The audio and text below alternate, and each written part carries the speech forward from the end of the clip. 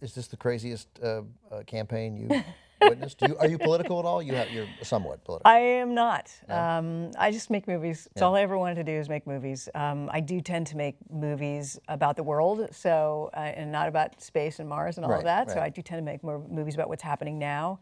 And I'm always more interested in the dramatic side and in the character side and how that reflects the backdrop, you know.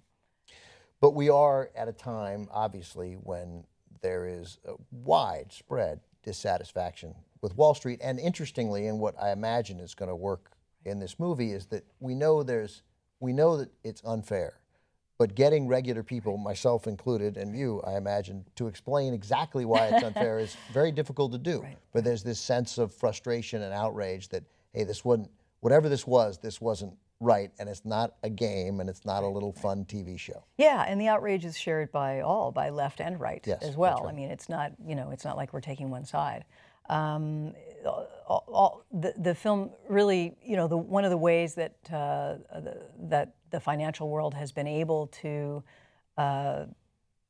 orchestrate the power that they have is by making it all so complicated that regular people can't understand it. So they created the rules, the impenetrable rules. They created a system that is impossible to understand so that they can benefit from that misunderstanding. Right, because when something's impossible to understand, it is almost impossible to change. And there's a few people that have the keys to that, and those people that have the keys to that are the ones that are benefiting the most financially.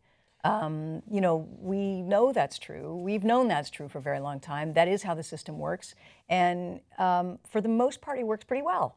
And I think this film, doesn't say the system doesn't work. I think what it says is there are lots of abuses and there are lots of opportunities for abuses. We certainly saw that in 2008. Right. And now the financial world just has to find new ways to abuse the system. And we're going to be looking at those, bubble crash for a long, long time. Yeah, and we just have to hope that the crashes aren't so dramatic. But in the quest for Right. larger returns, in the quest for larger margins, those crashes are going to have to be more dramatic. If you want to make some omelets, you got to break some eggs. I got to be unfortunately. honest, Jodie, that makes it sound like the movie's a little bit political. A little bit.